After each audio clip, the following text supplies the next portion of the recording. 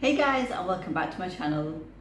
Now today's recipe is a requested one from you guys. It's my gum paste recipe. I always refer to and make this recipe. It's really the best thing and the best recipe that you would need to make your flowers more delicate and more translucent. It's absolutely amazing to use. It feels amazing as well, and you just need 4 ingredients to make it. But guys, before I tell you what you're going to need to make the gum paste, I'd love for you to hit that subscribe button and that bell notification button to receive updates whenever I upload a new video.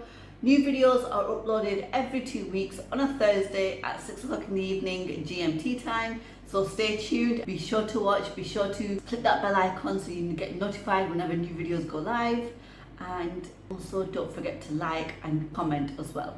So to make the gum paste recipe, you'll need the following: 125 grams of egg white, 725 grams of icing sugar, 30 grams of Tylose powder, 90 grams of Trex. So firstly, I'm just gonna throw in my egg whites.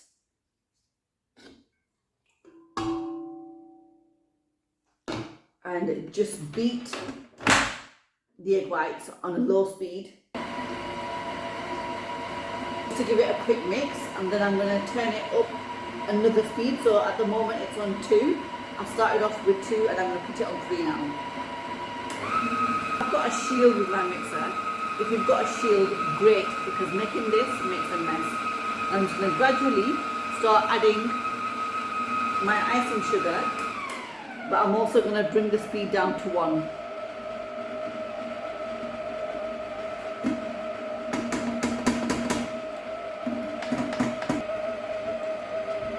Once it's all in there, can you see how all the mixture is coming together? I'm just going to turn up the speed to a 3. And now I'm going to put it on 4, just so it forms the soft peaks and keeps it glossy. Apologies guys, this machine is quite noisy. Which should take a couple of minutes. So once it's formed its peaks, soft peaks, you're just going to scrape it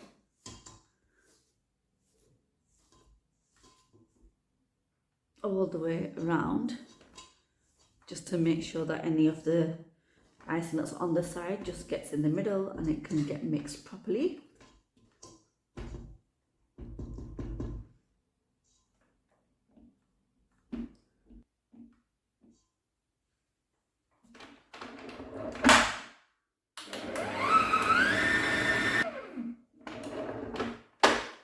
Now we're going to stop it and add the Tylose powder. The mixture is still somewhat glossy, but now that should bring it all together and start making it a bit more firm. But again, you want to start off with mixing on the low speed and then gradually turning it up, just to make sure it's fully and well combined. I've just picked up the camera to show you just how it brings it all together.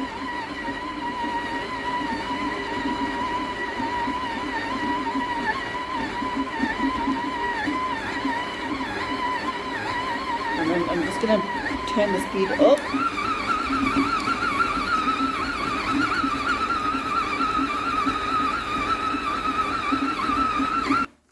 So once this is done, as you can see, it's gone really hard. I'm just going to scrape it off and then add the Trex in.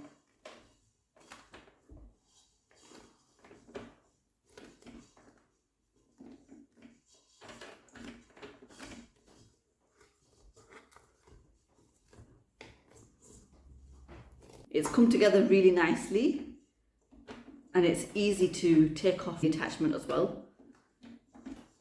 So now we're just going to add the Trex and give it a good mix.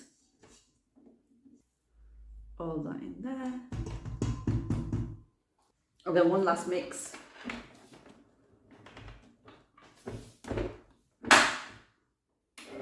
Apologies guys, my stand is also moving along with this machine. So I'm just going to give it a quick mix and then I'll come back and show you what it looks like at the end. I'm just scraping the bowl off once again, and I'm just going to repeat the process of the mixing for a further minute. And I'm just scraping the bowl with my hands, as it's a lot easier and quicker rather than using spatulas. So I quickly take it all off and then back on for a minute on full speed. Now that that's done, I'm just going to empty all the contents onto my board. And just look at that. We have a perfectly clean bowl. I'm just going to start off by gently putting it all together and kneading it, like you would do with dough. And because it's quite a large batch, I'm just going to divide it into 3 parts, just so it makes it easier for me to knead evenly. And just keep kneading. If you do this on a silicone mat, or like me, you have a marble board, it works brilliantly because it doesn't tend to stick as much, nor to your hands, nor to the board. And if you still want to, you could add a bit more Trex and just rub it in your hands, or you can use a little bit of corn flour if needed as well. But this method is working perfectly fine for me. As you can see, it's not sticking to my hands or my board. So yeah, I do prefer the marble ones, and I would 100% recommend getting one.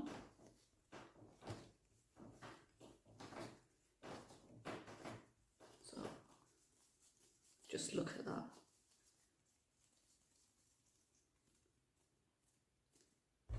And then I'm going to do the remaining. Once I've done all of them, I'm just going to bring them back all together and just knead them all in together. So once it's kneaded, this is the texture of it. You can tell it is a little bit lumpy. But just a tiny bit, but that will change when it's rested fully overnight. So once it's kneaded, just wrap it round a few layers of cling film.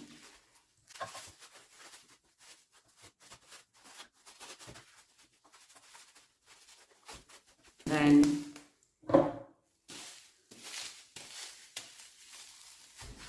we're going to leave it to rest with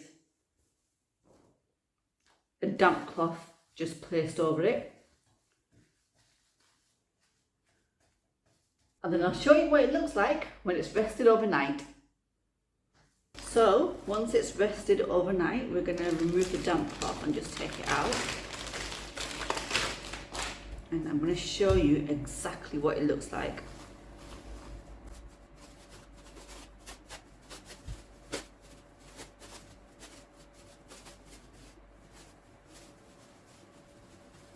Just look at that.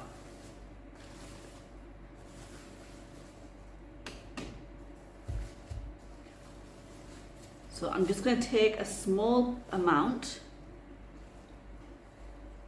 just to show you.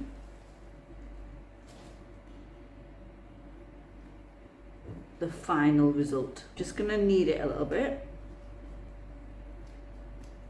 so there's no lumpiness in it whatsoever. And it's completely smooth. Just look how much it stretches. Really nice, really stretchy. And you'll be able to make amazingly thin petals. So they look really delicate and really thin. This is how it looks. You can tell there's a little bit of a difference when you knead it. That's all of that is not needed, and I've just needed a small amount.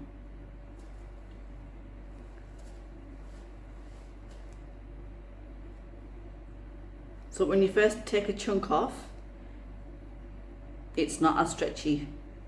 But when you go to knead it, then the stretchiness starts forming. So you must knead it really well for at least a minute.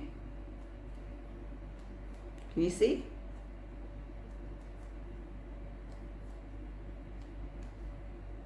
There is a lot of oil on the surface. That is purely because of the amount of Trex in there, and it does feel a little bit oily on your hands as well. But I think you'll have a lot of advantages than disadvantages when making this paste. And that's a wrap, guys, on the gum paste recipe.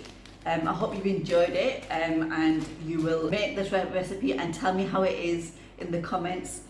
What you can do is you can pop it in the fridge when not in use, and you can store it in the fridge for up to 2 to 3 weeks. You can freeze it indefinitely. Colouring will absolutely be perfectly fine. You could use whatever you prefer to colour it. It's just like normal regular gum paste, but better. It's like the best recipe you'll ever come across for gum paste. So with this recipe, you've got a bit more playtime than you have with regular shop bought recipes. I assure you, when you start making this recipe, you'll never go back to buying shop bought gum paste, and that's my guarantee to you. Honestly, you guys will love it so much that you won't buy shop bought gum paste ever again. It's quick, it's easy, and it's ready within minutes. And then you just have to let it rest overnight or a couple of hours at least, and then you can start putting it to use. So on that note, this video has come to an end. Please don't forget to subscribe to my channel, and also share with your friends, and like and comment when you do try the recipe out, and let me know how it is. And I will put this recipe to use in 2 weeks time, and I will show you the things that I make with this recipe. I'm going to freeze it, and I'm going to take little bits out whenever I need to. So yeah, stay tuned for my next video. Bye!